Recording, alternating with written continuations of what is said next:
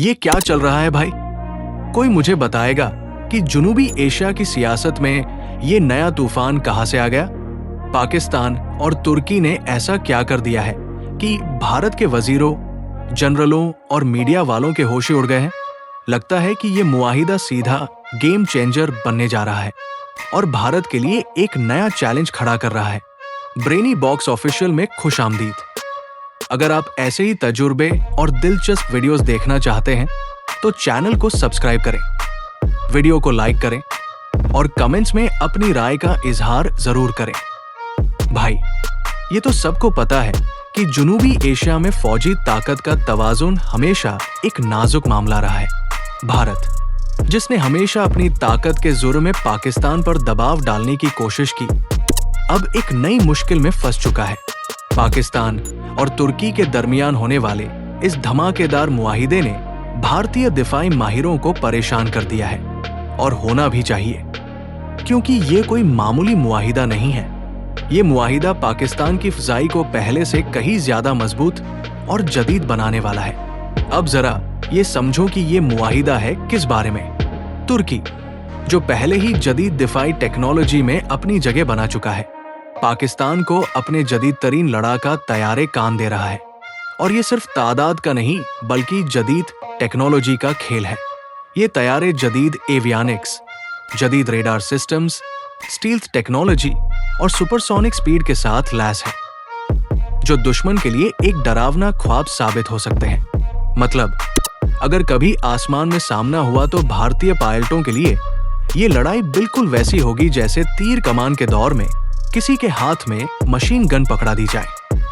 अभी तक भारतीय फ़ज़ाई को रीजन की सबसे ताकतवर फौज समझा जाता था, लेकिन भाई, अब हालात बदल रहे हैं। पाकिस्तान, जो हमेशा नई टेक्नोलॉजी की तलाश में रहता है, अब तुर्की के साथ मिलकर अपनी फ़ज़ाई को एक नई सतह पर ले जा रहा है।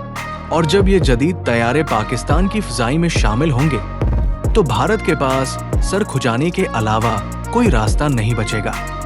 दूसरी तरफ भारतीय हुकूमत का दावा है कि हमें इस मुआहिदे से कोई खास खतरा नहीं है, लेकिन अंदर की बात तो ये है कि उनके डिफेंस थिंक टैंक्स में हलचल मच चुकी है। भारतीय मीडिया पर बैठे बड़े बड़े तजुर्बेकार भी इस मुआहिदे पर घंटों बहस कर रहे हैं, और उनकी बॉडी लैंग्वेज से साफ पता चलता है कि वो इस मामले को हल्का नहीं ले रहे।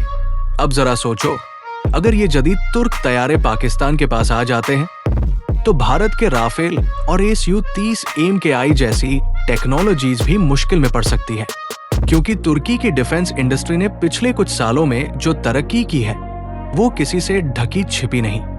और अगर भारत ये सोच रहा है कि वो अपनी रिवायती बर्तरी बरकरार रख सकता है तो उसे अब अपनी हिकमत अली पर नजरेसानी करनी पड़ेगी। यहाँ एक और चीज काबिले गौर है, ये मुआहिदा सिर्फ पाकिस्तान और तुर्की के दरमियान नहीं, बल्कि इसके पीछे एक बड़ी ज्योग्राफिकल सियासत भी चल रही है। तुर्की और चीन के ताल्लुकात भी काफी मजबूत है, और अगर तुर्की ने पाकिस्तान को जदीद तरीन तैयारे दिए तो यकीनन चीन भी अपनी मदद बढ़ा देगा। और इसका सीधा मतलब ये है कि भारत को एक नहीं बल्कि दो बड़े चैलेंजेस का सामना करना पड़ेगा। यही वजह है कि भारतीय दिफाई माहिर चीख रहे हैं कि ये मुआहिदा जुनूबी एशिया के ताकत के तवाजुन को बिगाड़ सकता है। एक भारतीय दिफाई तजुर्बेकार ने तो खुल्लम खुल्ला कह दिया कि हमें इस चैलेंज को फौरन एड्रेस करना होगा, वरना भारत को अपनी दिफाई पॉलिसी में बड़ी तब्दीलियां करनी पड़ेंगी। दूसरी तरफ पाकिस्तान के दिफाई माहिरों के बयान भी देखो। एक सीनियर पाकिस्तानी फौजी अफसर ने कहा, ये मुआहिदा भारत के लिए एक वार्निंग है कि अब वो पाकिस्तान की फ़ज़ाई ताकत को कमजोर न समझे। हम अब किसी भी फ़ज़ाई मोर्चे पर भारत को बराबर का जवाब दे सकते हैं। अब भारत के पास क्या ऑप्शंस बचते हैं? या तो वो मजीद राफेल और AS-400 जैसे दिफाई सिस्टम्स खरीदे, या फिर अपनी फ़ज़ाई में कोई बड़ी अपग्रेड लेकर आए। लेकिन मसला ये है कि भारत का डिफेंस बजट पहले ही बहुत ज्यादा बोझ तले दबा हुआ है, और एक और बड़ी खरीदारी करना उसके लिए आसान नहीं होगा। तो भाई, अब बस देखना यह है कि भारत इस नई सूरत-ए-हाल का सामना कैसे करता है, क्योंकि पाकिस्तान और तुर्की के इस मुआहिदे ने पूरे इलाके में हलचल मचा दी है। और आने वाले वक्त में इसके असरात देखने को मिलेंगे। वैसे आपका क्या ख्याल है? क्या भारत इस मुआहिदे के असरात को नजरअंदाज कर सकता है या उसे वाकई अपनी हिकमत-अमली बदलनी पड़ेगी? कमेंट में अपनी राय जरूर दें और अगर वीडियो पसंद आई हो तो लाइक, शेयर और सब्सक्राइब करना न भूलें। मजीद धमाकेदार इंकिशाफात के लिए जुड़े रहिए हमारे साथ।